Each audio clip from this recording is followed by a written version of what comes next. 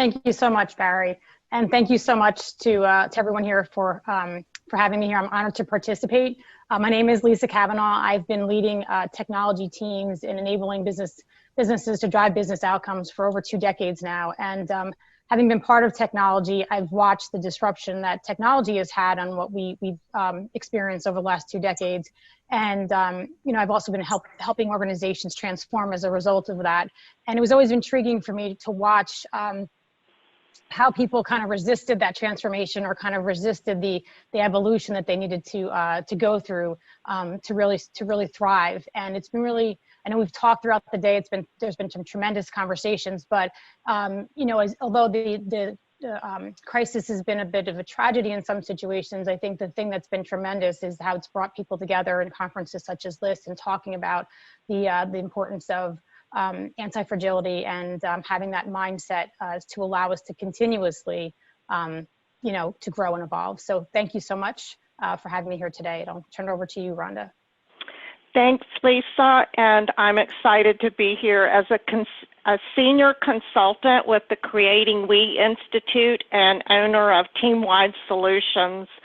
I have the pleasure of coaching executives and their teams on how to be better leaders. And as Lisa mentioned, this time that we're going through has been absolutely crazy. And the companies and leaders that I interact with are trying to figure out how to keep their companies going, how to keep their teams engaged and morale up. And it's very unprecedented times for all of us, and I have learned so much from all that's been said earlier today, and I know that we are still in a treat for what comes with this fabulous panel that we have. So I will introduce each of our 5 panelists that we have for this afternoon and ask them to give a brief introduction of themselves. And then we'll get started and have a fabulous conversation. So Brian Rich, you are at the top of my screen, so if you would give us an intro, please. Thanks, Rhonda, you bet. I'm Brian Rich. I'm the principal of Rich Haven Architecture and Preservation in Seattle, Washington. A while ago, I created the Principles of Future Proofing, which initially focused on historic buildings, but I'm finding have a lot of additional applications, which is why I'm here today. Thank you, Brian. And Rich Merrick, if you would introduce yourself, please, sir. Yep. Good afternoon, evening, everybody. I'm Richard Merrick. I'm a coach catalyst. I'm in the same sort of game as Cy. I've had 3 careers, 1 in the military, 1 in business, running a PLC, and the last 15 years or so working with people looking to harness uncertainty. I work with leaders and their coaches, and this is a time at the moment that's made for me. Thank you. And Charlie Weinberg, welcome. Thank you, Rhonda. I'm Charlie. I am the director of a small national, what you would call NGO, working across the UK, delivering therapeutic group work programs to men, women, children and staff in prisons and community settings. That organisation is called Safe Ground, and I'm also the chair of another NGO in the UK called the Centre for Crime and Justice Studies. So I'm involved in both change at interpersonal, individual and community level in practice and organisational development. And I'm here because I met Brian through applying his future-proofing thinking to our own organisational development processes. Fabulous. And Todd Nilson, can we hear from you, please, sir? Hi, everybody. Todd Nilson. I work as an independent consultant doing digital strategy work for organizations internationally. And I'm specialized in building online communities and sort of what are sort of the antecedents of trust that help build those spaces. How do we use online communities and digital spaces to better connect people? I'm very interested in topics of entrepreneurship and leveraging those skills at a very local level too. So while I do work globally, I am very much involved with the small town in my backyard here, trying to encourage entrepreneurship and foster creative thinking wherever we go. Grateful to be a part of this today. Cy and I go back probably about 20 years now. So it's really good to be here. Thank you, Todd. And last but not least, Stephane Grenier, if we could hear from you, sir. Yes, thank you very much. I'm one of those people who have just fallen in the bowl of leadership at the age of 19 in the military. Was a leader my whole life, essentially, in the military for 30 years. Then started a one-person consultancy. It's now grown into a 25-person strong organization. I'm the senior partner, if you wish, leading a great bunch of human beings who were concerned about the mental health of North Americans, of human beings on our planet before this pandemic hit, and now even more concerned about the future of the mental well-being of people. So we believe in everything that's non-clinical, not that we are against clinical issues. We work with doctors, we work with the clinical system, but everything we do is based on leadership, organizational culture, and really connecting human beings like there's no tomorrow, because now we're social distancing and people are feeling the pinch, but we've been socially distancing for decades, folks, and that's got to change. Thank you so much for having me. Well, Lisa, it sounds like we're going to have a fabulous conversation this afternoon. Where in the world do we start?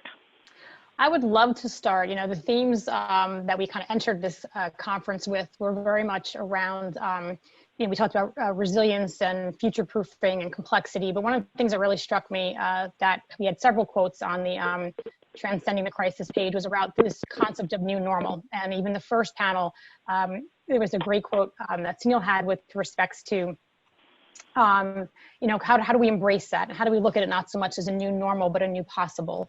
So I really would love to get your very diverse perspectives on how do you think, both from a personal and business and societal perspective, people are going to be embracing that concept, because obviously there's a very different perspective from many different people of what this concept of normal or abnormal or a new possibility means.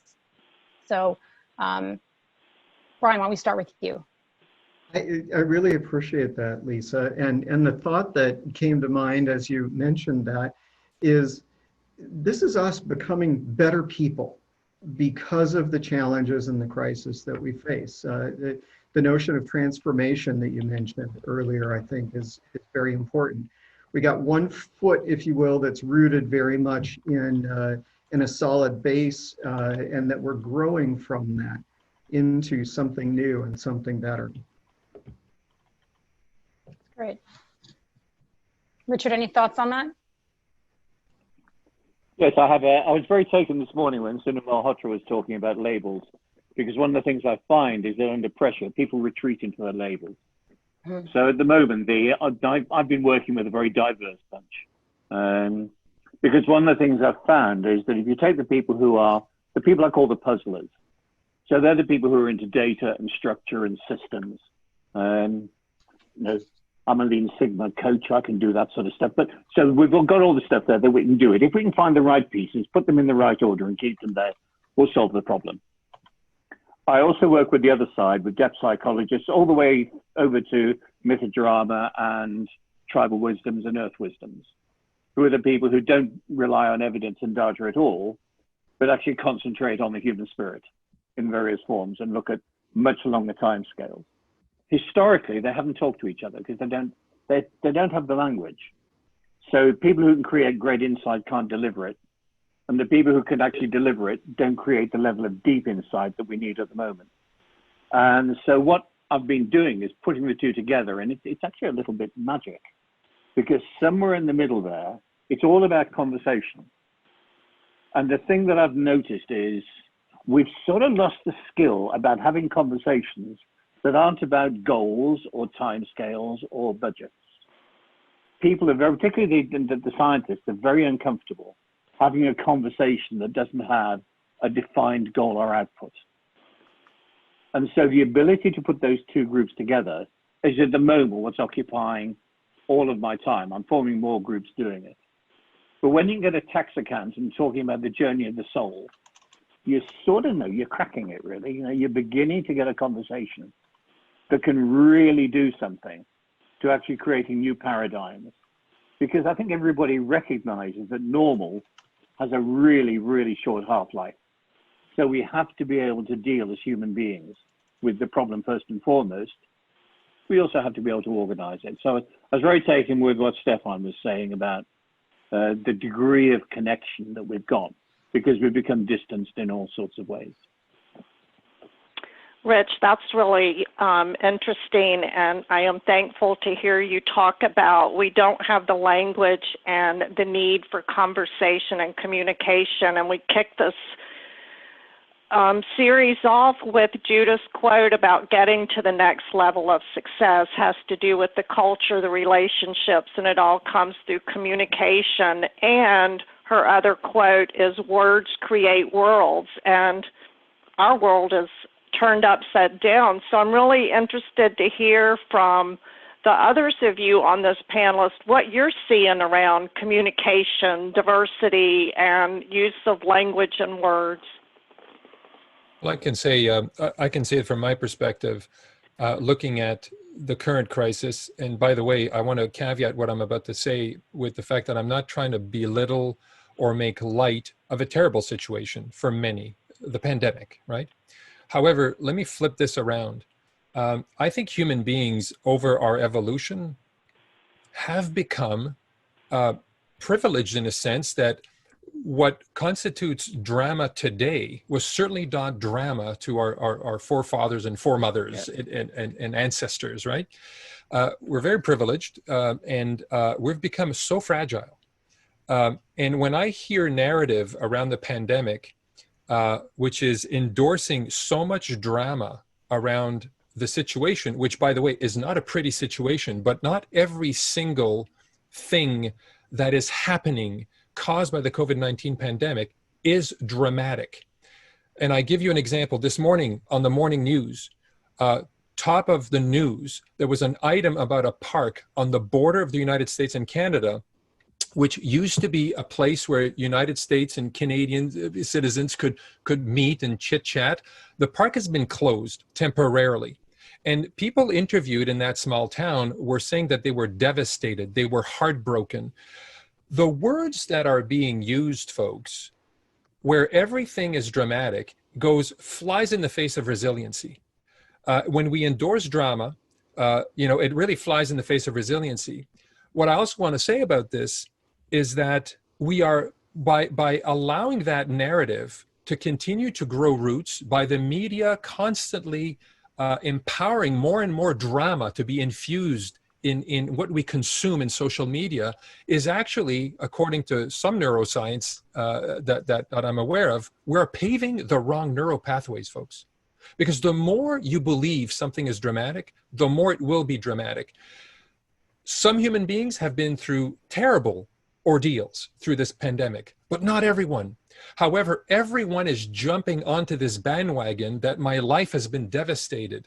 Well, it hasn't. And sometimes in the face of adversity, you need to parse out what is dramatic, what is not. And to be resilient, I'm sorry to say, and this is not a military guy saying suck it up, sometimes you need to put those boots on. You just need to put those boots on. And you have to choose what you focus on. So the narrative to me is a little worrisome. So I wanted to throw that into the equation.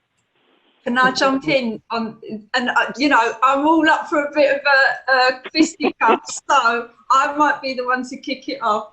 I've been kind of had this on in the background for hours, so I've got pages and pages of notes and references and things that I wanted to pick up on. But just in terms of that, I think for a lot of people, this isn't particularly new. For people in prison and for families with people that are incarcerated or imprisoned, social distance is a habit and a pattern that is very common for people in refugee camps, for people that have fled war-torn countries or been dislocated or displaced, that are homeless. And forgive me, Stephane, I'm already getting into hyperbole. Perhaps I do it a lot. It's one of my default modes. But so kind of new and normal, I think we need to question. And what was the last thing you said, Stephane? Because that's what I actually wanted to respond to. Paving the wrong neural pathways, I think, is the theme I ended on, right? By endorsing all the drama. Yeah, it's totally gone. And it was a genius comment. But I think it's really important to think about, you know, and Richard was saying that conversation is everything. And while I really appreciate that, I think human interaction is really important. I think actually power is everything, because who gets into conversations and who is left out of conversations, and how we hold conversations and what happens in them and what is the purpose of the conversation. I think that's what I was going to say, Stephane. I will shut up. I'm really sorry. My final bit on this was, you know, you were talking really eloquently about language and the power of language and how we must avoid, it's really important to avoid kind of dramatic language.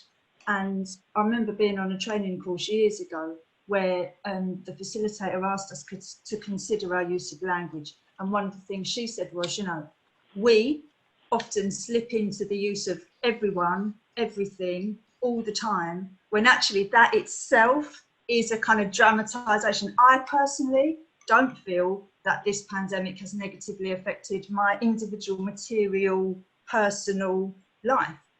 But I know that I keep saying everyone, we all, we must, we need, yeah. And actually that's a habit.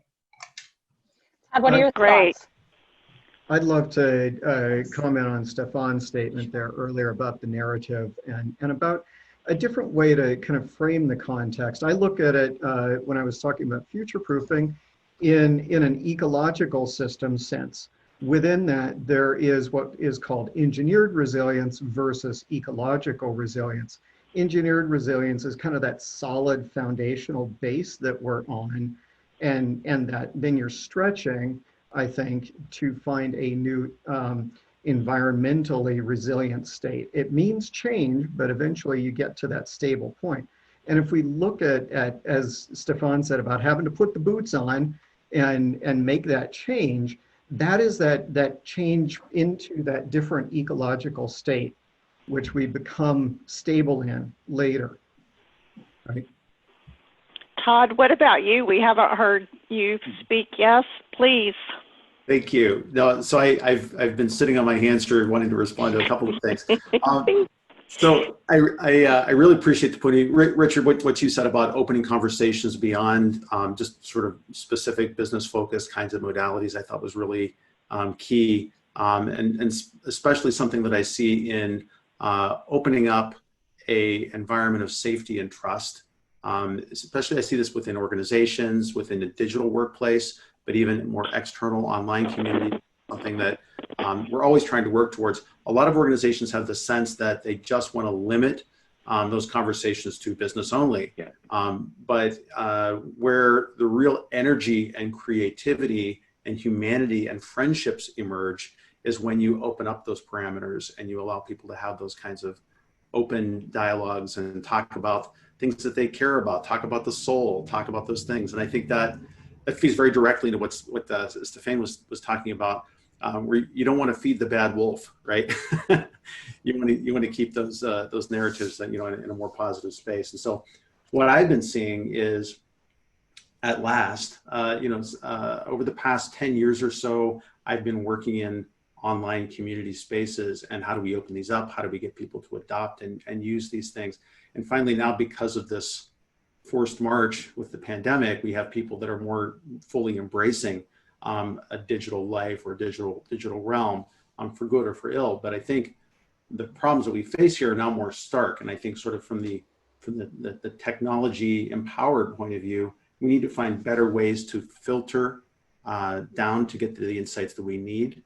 We need to find better ways to, I know Clay Shirky talked about this a long time ago, that the internet, we've got all this information that's coming at us, but the filters are not very good. The filters are still not very good at this point. And then we also need to gain the maturity not to pay attention to some of those bad wolf stories that are out there. So it's really these two worlds that I think have really emerged and come to the fore for me within the past few weeks, where I'm really glad to see greater embracing of some of these virtual worlds and technologies that allow us to connect more deeply, but we're still struggling, I think, in terms of personal maturity and the ways that what we're choosing to pay attention to and where we're choosing to focus in our attention, and then the technologies that enable us to focus a little bit better. I really think these are key things. So I think one of the... Yeah, Richard, I'm sorry. Okay, I think one of the things that it's what interests me about this place in the middle, because actually it's sort of listening to Charlotte and that sort of gap between Charlotte and Stephane, is that one of the things we've been incredibly good at doing, particularly through our education and our social systems sometimes, is encouraging a form of learned helplessness. We do that thing that actually says, you know, it's all right to be able to say I can't cope. And at the same time, then we criticize people for not coping with it.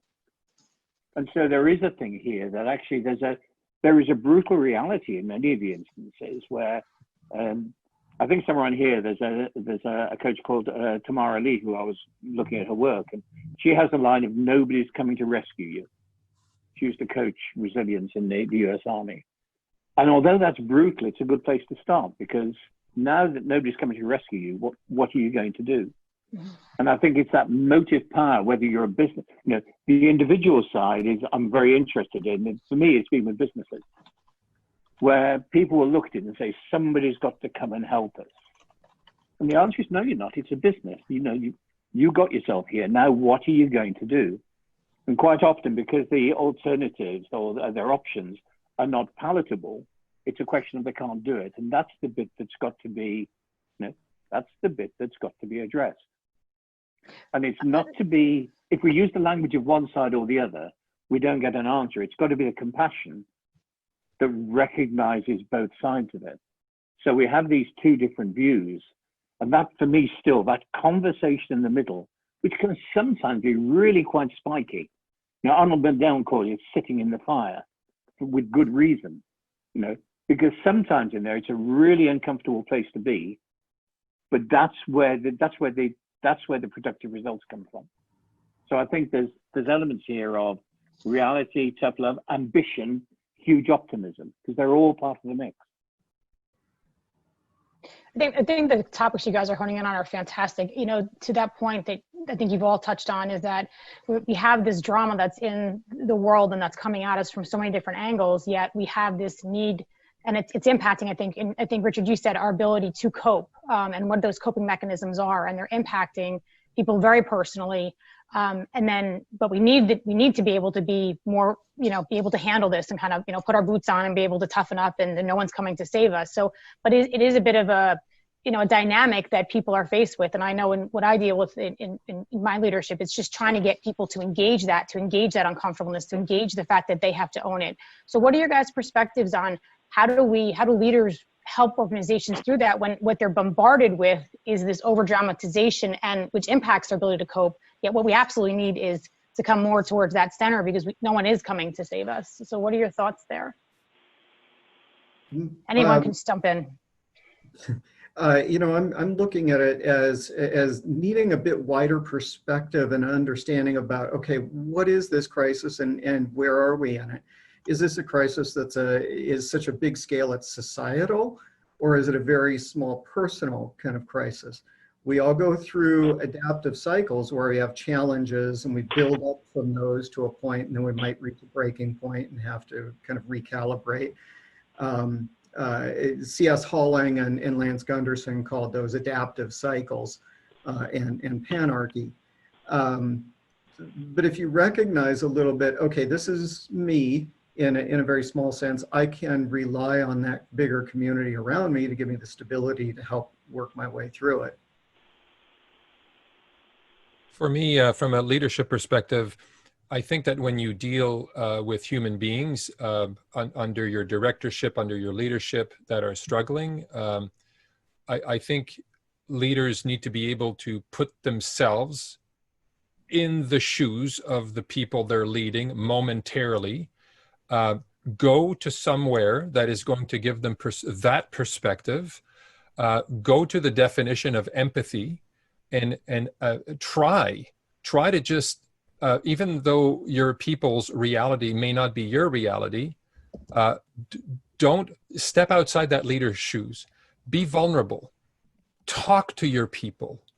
You may not agree with their position on things and how dramatic they see things, but if you're going to support them to come out of it, you need to go down to that level. Not that you're better, but you need to literally connect with them as a human being, with no power differential in order to accompany them on that path to seeing things a little differently. Yeah.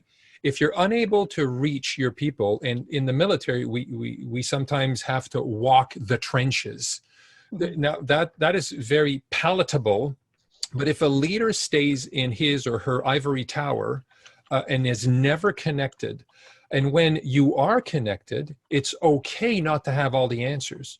Be vulnerable. Mm-hmm. Gone are the days where the leaders have all the answers and they just direct and provide, the authority. Mm-hmm. I think that this we call it, I hate to use it, but that emotional intelligence buzzword that everybody uses nowadays. Well, it is actually something. Mm-hmm. And it's something that I think has been lost by churning out leaders through the school benches of academia. I am for academic studies, but I'm sorry, when I see a 32-year-old leader of an organization that has 300 employees or even 1,000 employees reporting to that leader, and the person has a master's, and I cringe, especially when I see, now some people just have it, but where's the humility in that? I do believe that we have lost some of the essence of leadership by taking a human being and just projecting them into a leadership role without having that ability to put that human being through the grinder of life, that university of life, right? So I threw a bunch of themes out there, but to me, we've lost the art of leadership. Command and control is not leadership. Any monkey can exercise his or her authority. To lead is an art, and I think that is a lost art. I think that's the idea of... I think you've stirred up a beehive here. Charlie, what did you want to add? Sorry, Todd. Just to say, I think I had command and control in my mind because I was thinking about the prison system, and I was thinking about how different it is for me to run a national small organisation with a core staff team of 4 or 5 people with whom I sit in the same room every day, and for me to be the chief executive of the National Prison Service, responsible to a government minister as a government department responsible for 86,000 people in prison. They are very different operations. However, I think the principles, and I agree totally with Stephane, I think what's come through today is leadership isn't an individual attribute or characteristic, it's a culture. And if organisations have a leadership culture, everyone understands that they are part of what leads that organisation through its development process. And that will involve failure, and that will involve crisis, and that will involve success. But the culture has to be able to hold and contain all of that, sometimes simultaneously, but certainly throughout its life. And kind of positing any of that in an individual just leads us to icons and charismatic symbols who are inevitably going to disappoint. One of the things that they did. I think Todd was going to mention. Was that you? Thanks, Rhonda. I was just going to say, I like that idea of connecting humanly and vulnerably. And I think, it's probably because I recently saw the movie with Tom Hanks, but the whole idea of Mr. Rogers as a character, and just the way that he approached any interview that he was in or talking to anybody was always with a sense of humility and vulnerability and appreciation and I think any executive worth their salt needs to cultivate that as a skill, not making it about them, not making it about command and control, but really appreciating why someone has agreed to give their talents and energy to an organization, and really wanting to hear why they want to be there and what they want to do. I think it's the only way to be more resilient about this. I think one of the things that really struck me, I'll just give one more thing for this movie that really blew me away, that I thought was amazing, was that they were shooting an episode of his show, and if you're not familiar, Mr. Rogers' Neighborhood was a beloved children's show from my age group. But they're in the middle of shooting a show, and this journalist who had come in the middle of the shoot, and Fred Rogers stopped and just said, "Oh, you're here! I'm so glad you're here." And he stopped and walked off the set and ran over to meet him. And I think it's that whole sense of, I think a lot of executives the suffer from this. I think it came up in the project management session for the track today. The sense of I'm too busy, to do all this. I'm too busy to stop and have all these conversations. I got too much to do. I've got to stay at my desk and manage. Instead, I think we'd all do well to take a lesson, to stop, take a step back, and take that time to appreciate and be with others. It seems counterintuitive to the influx and cognitive overload of stuff that we've got, but I think that's the way to respond. And I think that it ultimately serves us and organizations better in more human ways. Richard, your thoughts? Yeah, I think one of the key things at the moment, and I think it picks a lot of this up, is that in situations like this, the job of the leader is to hold the space. Because quite often, some of the people I work with, the person at the top doesn't know what to do. Because quite a lot, they may or may not, they're expected to have the answer and they're worried that they don't. So the ability to be vulnerable, but to hold the space so that the people who do have the ideas can express the ideas and work together is critical. Mm-hmm.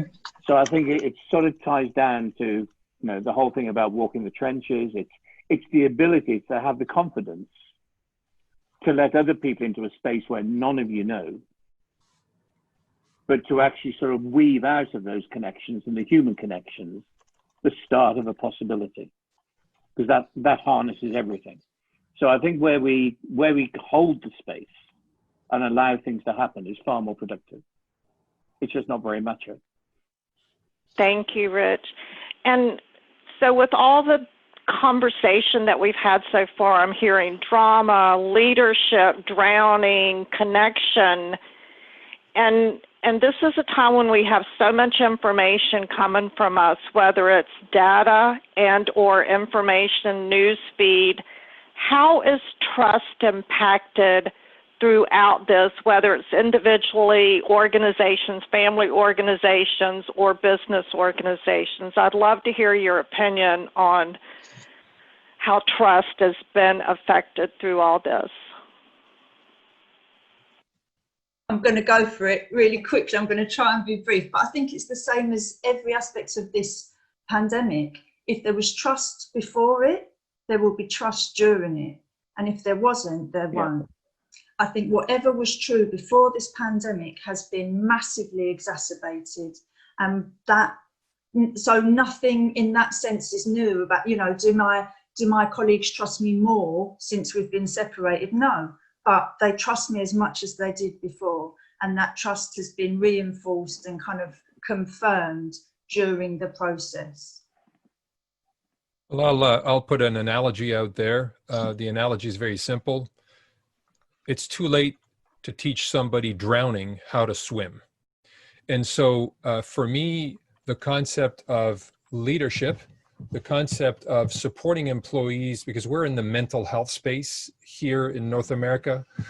We teach leaders how to look after their people, how to promote good mental wellness in teams. We teach managers how to have a conversation with somebody who's not doing well, not from a clinical perspective, not from a diagnostic perspective, from a human-to-human perspective. We flatten the power differentials that existed before, all on the premise that if you don't build trust and good relations between your employees and the leadership in your organization, when a crisis hits, either a pandemic, either going to war, or either where somebody is in the middle of a mental health crisis of their own because their child, or whatever the situation is, it's too late.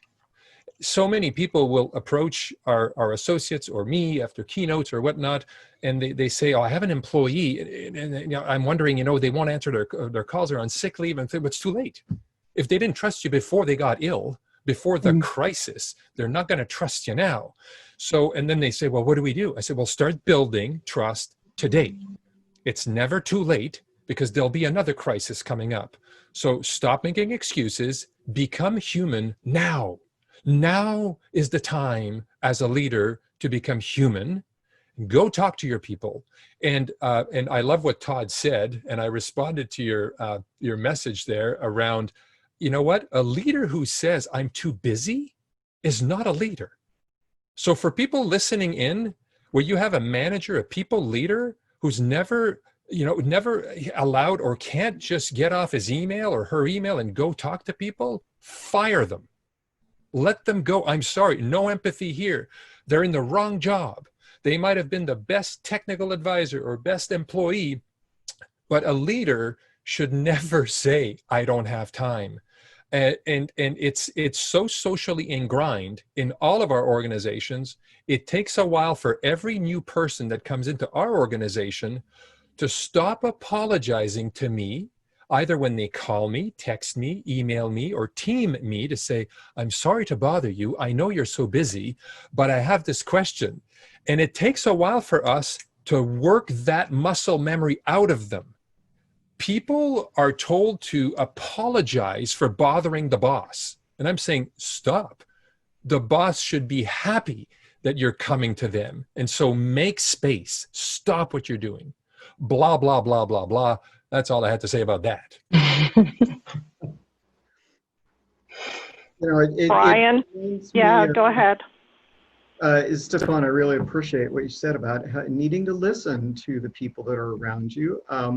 As I thought about the COVID-19 pandemic and how I can respond to that, and as I said earlier, become a better person, a big part of that is striving also to be kinder to other people around me and to listen to them and to listen to their misfortune when my life hasn't necessarily been affected as badly as theirs. It's part of that listening is part of supporting our community and all the people around us. So thank you, Stephane. Great thoughts. Yeah, I think we've seen sort of an erosion of trust in all kinds of institutions, through at least in the United States here, what we've experienced in sort of a sowing of distrust and division. And I think I go back to, what are the things that are the antecedents of trust? How do we build these things? And a lot of it has to do with the intention to do good. And saying so in a believable and vulnerable sort of way.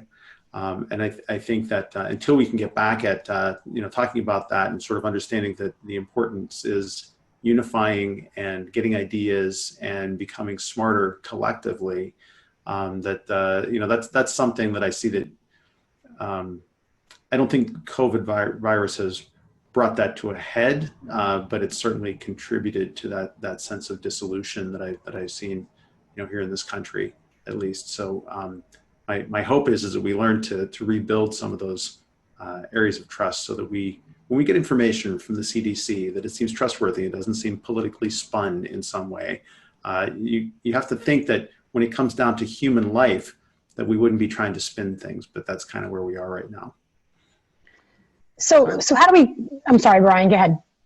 I was wondering a little bit back to Charlie's comment earlier about the amount of trust that you have before a crisis will still be trust at the end. And to Todd's comments there, I wanted to pose a question to the group, which is it not possible that in a crisis situation, that if we're doing something that is not trustworthy, that it exacerbates or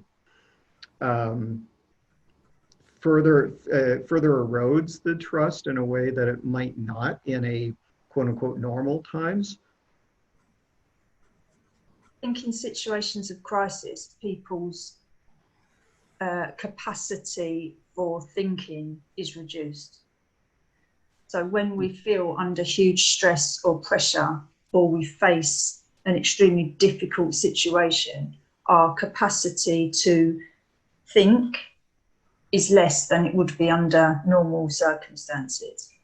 So in that sense, I guess maybe we might tolerate dishonesty or trust issues longer when they are part of a wider environment that we are familiar with. In an environment where nothing is familiar and we are kind of hyper vigilant and hyper aware and totally uncomfortable, I guess it makes sense that anything that feels wrong is going to have more impact quicker. So, for example, thinking about people in prison, why is it important that staff in prisons are so consistent and so professional and so systematic in their approach to their work? Because any deviation from that creates capacity for paranoia, because an environment like prison breeds paranoia and distrust. So I know we talked a little bit about, as leaders that, ways to put these into action is to be more vulnerable and to put yourself where the employee is, or where the associate is.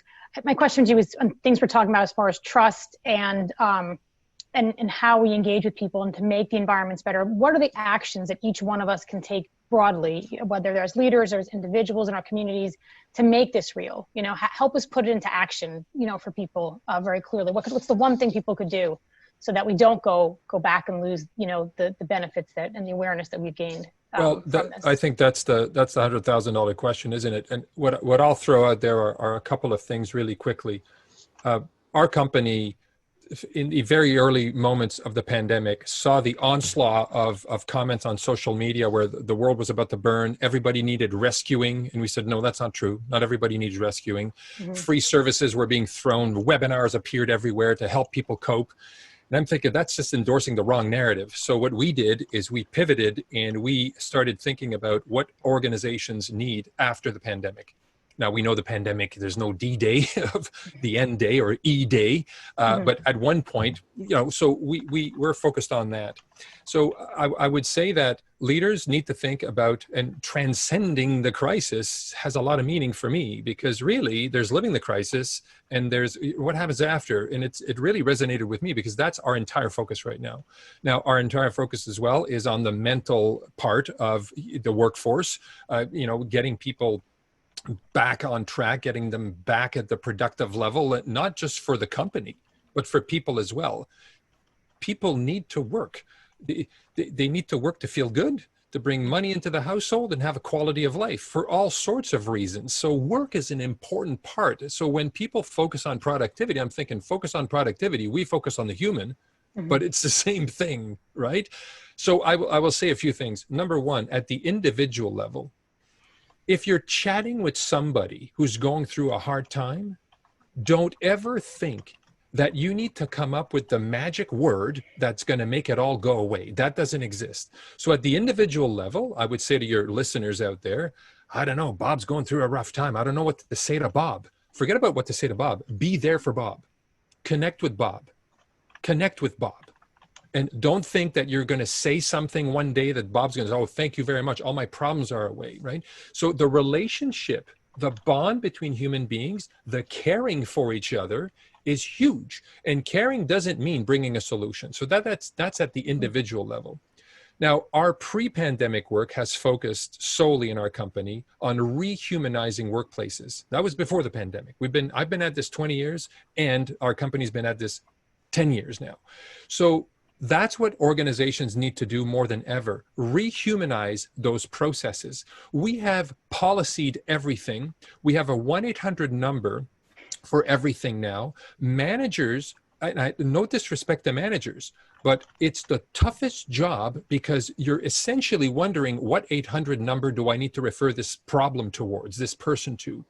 And we're saying with the proliferation of 1-800 numbers and services and programs, we have unintentionally dehumanized the workplace, where we have disempowered human beings who are managers, as human as the next person, by the way, to be able to have a supportive conversation with somebody when they're going through a rough time, let alone this crisis. So going into this crisis, we kind of knew the state of affairs in corporate America, corporate Canada, and it's not that great. Leaders are taught how to lead in universities. Managers lack empathy. Nobody knows how to talk to each other. And there's a pamphlet to refer somebody to every darn problem experienced in the workplace. So we're all about rehumanizing workplaces. And I implore organizations to start thinking about that. And we have a lot of ideas, which I won't share with you, but I want to see what other panelists have to say about what can people actually do. Richard, what are your thoughts on that? I think one of the things that we haven't really touched on is an area of mastery. And one of the things from a leader point of view is to understand what's going on in the bigger system. Because by and large, we know that we can't understand the system from inside the system. Somebody has to be able to see outside of it, because if we're all operating in the same pond. That's all that we see. We have to understand what's happening outside of it. So I think it sort of touches on the idea of a leader can't be too busy. The other thing they've got to do is actually look outside the organization to understand what's happening in the wider area, so that at least somebody's looking around. Because the people inside the business or the organization are busy doing what's needed to be done inside the organization. And if they don't look outside, it can become a doom loop because everybody's talking about the same problems. Somebody's got to have their heads up looking outside of it. I think organizationally, one of the things that could be happening too is I was kind of struck by something that Charlie had said earlier about, you know, during times of stress that our capacity for thought is reduced. And, you know, just at an individual level or even at a more of a macro level with organizations or enterprises, I thought immediately of the astronaut Chris Hadfield. He was at a book signing and got to hear him give a talk about his experiences with the ISS, and you know, and talking about what do astronauts do in an emergency, because like most of us will panic and we'll have that reduced, you know, that we're in a fight or flight kind of reaction. And he answered, he said, well, what we do is we practice again and again and again and again. And so we need to maybe be better at practicing those emergency scenarios, getting better at, you know, building our resilience so that, you know, so that we don't panic as much. And I think it maybe goes back a little bit to the point that I was making about, you know, our human reaction to the information and things that are coming at us right now. It's very easy to feel overwhelmed by these things, but I think we need to cultivate within ourselves that maturity not to panic in these situations, and to try to think of more cool-headed sorts of responses. And that the only way that happens is by practicing and familiarizing ourselves with the things that could go wrong. I loved his line in his book. He talked about getting relaxed, about looking for the next thing that might kill you. Yes. And I think there is something in that. Yeah. Todd, I love what you're saying about having that base. For me, the word that goes through my mind is kind of going back to that engineered resilience. For me, that engineered resilience in myself is my part of my personality and my identity that I know that is stable and strong and unchanging.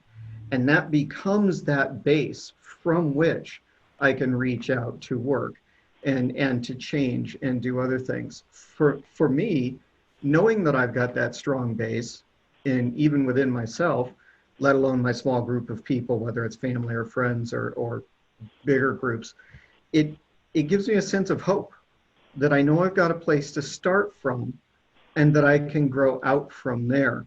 And that hope is what helps me to overcome the crisis, to realize that, hey, I can get through this and be better off at the far end. Something, I think it was Todd, I can't remember, and there's a comment in the chat, made me think about a quote that I heard. I don't know who it is from, it's unattributed, but the quote is, don't just do something, stand there. And actually carrying on isn't necessarily the best thing to do in a crisis, although it might be. I mean, it depends what the crisis is and who you are in it, but actually standing still, not doing anything, creating time and space to regain some capacity for thought individually and collectively, and then practicing thinking. What do I think? What do I feel? How do they fit together? What are others thinking? And I suppose a really practical thing, this is practical to me, it might sound really abstract. When you think you're being really honest with yourself, being a bit more honest, what actually, is that a thought? Is that a feeling? Is that your own? Is that from someone else's? Is what you're reading or watching or listening to true? Is that an objective fact? Where is it coming from? What is the perspective on that? What is the angle on that? What is the spin on that? Why does it resonate with me? Why does it not? Question ourselves. And I think that kind of links up with everything other people I've heard saying about resilience or leadership, or, you know, how do you become a creative thinker? By practicing creative thought. So we have a little less than 10 minutes left. The one question I would have, we know that I think the theme of the transcending the crisis has really kind of is really anchoring everyone here. And I guess I would ask each of you to leave everyone with one thought, which is around, as we transcend this, and as you guys are listening, people are listening to the ideas that you're sharing and what we should be doing. We know a lot of people don't do it. You know, they know what they should do, but they don't do it. So, you know, what would be the last thing that you would leave people with to say, you know, we should be doing things, but how do we confront it so that we do make it real for ourselves? I think one of the things that's really struck me during this period is that when things were, if you like, the old normal, when it was more stable, we could advise people. And increasingly, I think in the sort of game that a lot of us are in, we have to walk alongside them. We can't just advise from a distance. Mm-hmm. We actually have to be there. I think there have to be aspects of skin in the game, because I think there are degrees of, not just can we lend experience and perspective, because quite often we can see pictures that they can't, but we have to put ourselves in the same space. It's really easy to advise and not be seen to take a risk or make a commitment. I think we have to put ourselves in that space. Well, I would say a few words in the space that I'm familiar with, the space that we work in, which is the workplace disability arena, the sector of workplace mental health, which is in north of the border anyways, it's the single most important cause of workplace disability. I believe those stats hold true in the United States, in the United Kingdom as well, to the tune of $50 billion in loss to the Canadian economy. I think 10 times that amount in the US. I'm not sure what the, so what I keep my eye on is, before this pandemic hit, we were already in a crisis. Mm-hmm. The mental health crisis. The generations following us, the millennials, Gen Z, they are walking into the workplace, which has been in a growing crisis over the last decade or two, but more so in the last 5 years. And this pandemic, as sad as it sounds, is perhaps the kick in the kneecap corporate America needed to start paying attention to its most important, valuable asset, the people that work within these organizations. So what I am hoping will occur here to transcend, go beyond this, is don't lose the focus, folks. Once everybody gets vaccinated, we know there will not be a vaccine for people's brains so that they don't burn out, develop depression, and so on and so on and so on. So what my message is to leaders and people out there is, don't let this opportunity go by. Stand up and do something. We've been talking about mental health problems in the workplace for decades. Talk is cheap. It's now time to walk the talk. And so that's the challenge I give everyone. Don't let this crisis go to waste as Jan Johnson just chatted. Make it worth something. That's what I would like to end with. I love it, Stephane. And it goes right to some of the things that I think about as well when I think about future-proofing myself. I may have a stable base, but and other kind of things that can stabilize me, but one of the things I challenged my son with in the midst of all this, when he was cooped up at home, was to figure out how he can make himself a better person at the far end of this. What can he do? Is there something more that he can learn? Is there some more work he can do on a senior project, or thinking about colleges or internships, jobs, whatever that is? How do we make ourselves better people? We have an opportunity here, and as you say, don't waste it. Go ahead, Charlie. Okay, thanks. I think it's interesting hearing Stephane talking about the mental health crisis. I agree, mental health is a massive issue in the UK, as it is in lots of other places around the world. So is racism. And people have been calling racism for years by its name and have been totally ignored, or worse, dismissed, or worse, told that they're wrong. and asked to understand why what's happening to them isn't at all racism. Actually, it's something else that they need to accommodate. So just to kind of connect a bit with what Stephane and I think other people have been talking about earlier on during the day, I heard someone, I can't remember who now, talking about weak signal detectors. You know, where's the signal detector for people's experience of what is happening for them and how structural oppression works? Where is the signal detector for that? It is in all of us. And I guess if Stephane's making a kind of call to arms for people to stand up and do something, I guess my one request would be maybe for all of us, and I do it a lot, stop thinking, and partly this comes out of a conversation I had with a colleague yesterday with Sai, stop thinking about either or. You know, the pandemic is both an opportunity and a huge challenge, a killing crisis and a moment of rebirth.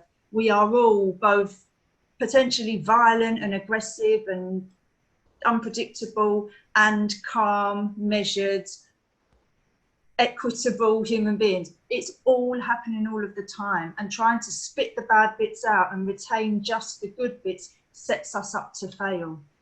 So I would suggest that maybe if we could make space for ourselves to kind of contain within ourselves the fact that this is really tricky all of the time, and for some people smashing a plate when they're washing up is a crisis. And maybe there's ways of listening to other people's experience without judging it or dismissing it because it's uncomfortable for us, that helps us then become bigger containers for each other. I love that. Thank you. And Todd, if you can wrap us up, we're almost at the end of our time. Sure. I would just tack on to what Charlie was saying, that I think this is not a zero-sum finite game. It is an infinite game, which gives us the opportunity to change our systems of thought. As I kind of think about like what specific actionable things that we as human beings can take out of this, it's about cultivating some skills within ourselves, some greater maturity and deeper learning around crossing disciplines and applying knowledge from different disciplines to improve our ways of dealing with problems, to find better ways to collaborate and connect with each other and to deepen those connections. And I think too, you know, to tack on to what you said, is that idea of improving our cross-cultural competencies, you know, and understanding and appreciating people from different situations and economic levels and all manner of you know, difficulties that are happening societally, so that we can really work together much more effectively. Lisa, I don't know about you, but this has been absolutely awesome. And why Sai only gave us an hour, I don't know, because I think we could have gone on for hours and hours. So Sai, I hate to do this, but we're going to turn it back over to you, even though we have to stop. This has been incredible. Thank you so much, everyone.